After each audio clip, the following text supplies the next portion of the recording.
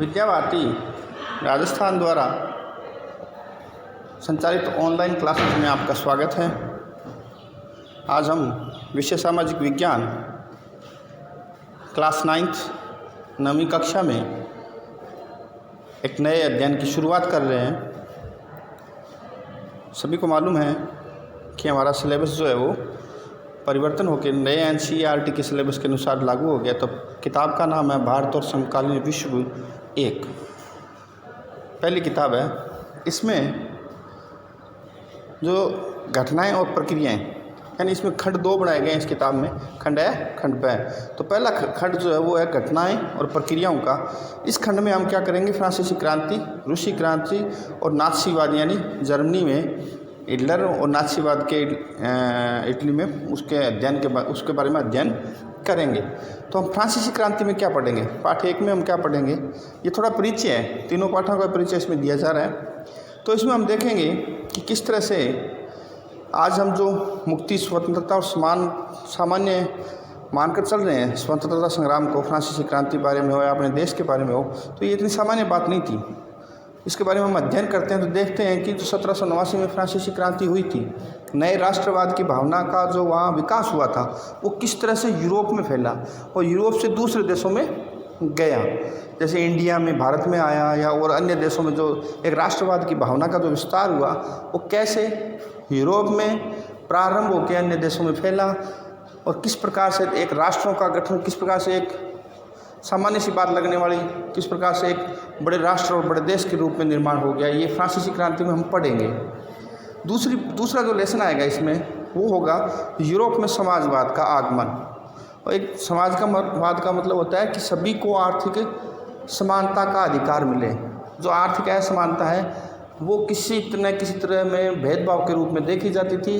इसका भी आगमन एक यूरोप में, जैसे फ्रांसीसी क्रांति यूरोप में प्रारंभ हुई यूरोपीय महाद्वीप में, वैसे ही इस समाजवाद का भी प्रारंभ जो है वो यूरोप में होता है। किस प्रकार से मजदूर और किसानों की बेहतरी के लिए कदम उठाए गए यूरोप में, किस प्रकार से वहाँ की जो सोवियत रूस की जो सरकार ने खेती के औद्योगिकरण और मशीनीकरण कार्य को दृढ़ता से आगे बढ़ाया और नागरिकों के ऐसे अधिकारों का हनन भी हो रहा था, उनमें किस प्रकार से लोकतांत्रिक समाज के संचालन के लिए जो अनिवार्य तत्व थे उनको फिर किस प्रकार से आगे, मार्क्सवाद का आप इसमें उदाहरण ले सकते हैं। ये हम पूरा का पूरा जो इसका विस्तार है वो लेसन नंबर 2 में यूरोप में जो समाजवाद है उसमें हम पढ़ेंगे। अब लेसन नंबर 3 का इसमें परिचय दिया जाए खंड 1 में, तो नाथसीवाद और हिटलर, इसके बारे में हम जर्मनी के बारे में पढ़ेंगे कि हिटलर के उद्देश्य और नाथसीवाद की राजनीति का विश्लेषण इसमें किया गया है।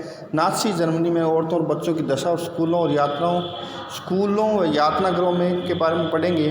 इस अध्ययन से आपको पता चलेगा कि नाथसीवाद ने किस तरह विभिन्न अल्पसंख्यक समूहों को जीने के अधिकार से वंचित कर दिया और किस तरह उन्होंने यहूदियों का सफाया करने के लिए यहूदी विरोधी भावनाओं को भड़काया और लोकतंत्र व समाजवाद के खिलाफ एक मार्ग युद्ध छेड़ दिया। नाथसीवाद के युद्ध की कहानी सिर्फ कुछ खास घटनाओं, सत्ता की पैशाचिकता, हत्याकांड और मौत की कहानी पर निर्भर नहीं है। इस प्रकार इस लेसन में हम पाठ जो 3 होगा इस खंड का, उसमें हम नाथसीवाद और हिटलर के बारे में पढ़ेंगे। तो आज हम जो शुरुआत करने वाले हैं, तीनों पाठों का परिचय आपको मैंने दे दिया है खंड 1 के। अब आज जो हम शुरुआत करने वाले हैं वो है फ्रांसीसी क्रांति, पाठ 1, फ्रांसीसी क्रांति के बारे में शुरुआत कर लेते हैं। थोड़ी सी एक घटना का विवरण इसमें हम पढ़ेंगे, उसके बाद कल से हम इसका विस्तार से अध्ययन करेंगे। तो पाठ 1, फ्रांसीसी क्रांति। एक घटना हुई थी उस समय 14 जुलाई 1789 को। सुबह सुबह पेरिस नगर में डर का माहौल था। सम्राट ने सेना को शहर में घुसने का आदेश दे दिया। अफवाह थी कि वह सेना को नागरिकों पर गोलियां चलाने का आदेश देने वाला है।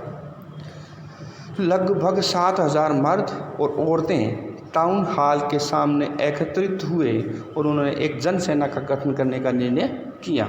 हथियारों की खोज में वे बहुत से सरकारी भवनों में जबरन प्रवेश कर गए। एक ये घटना थी 14 जुलाई 1789 की, यानी पेरिस जो नगर है, पेरिस का वर्तमान में वर्साई का जो महल है, राष्ट्रपति भवन है, उसमें वो राजा का महल हुआ करता था। उसमें वो लोग जो थे जो उस राजा के खिलाफ विरोध कर रहे थे वो इकट्ठे हो गए और उसके राजा के खिलाफ नारे लगाने लग गए।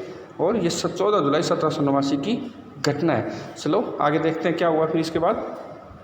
इसमें फिर सैकड़ों लोग एक समूह पेरिस नगर के पूर्वी भाग की ओर चल पड़ा और वहाँ एक दुर्ग था, बास्तिल का दुर्ग। बास्तिल के दुर्ग का एक इतिहास ये रहा था कि बास्तिल के दुर्ग में जो राजा था, वो राजा फ्रांस का तत्कालीन राजा, वो जो भी उसका विरोध करता था वो बास्तिल के दुर्ग में उनको कैद कर देता था।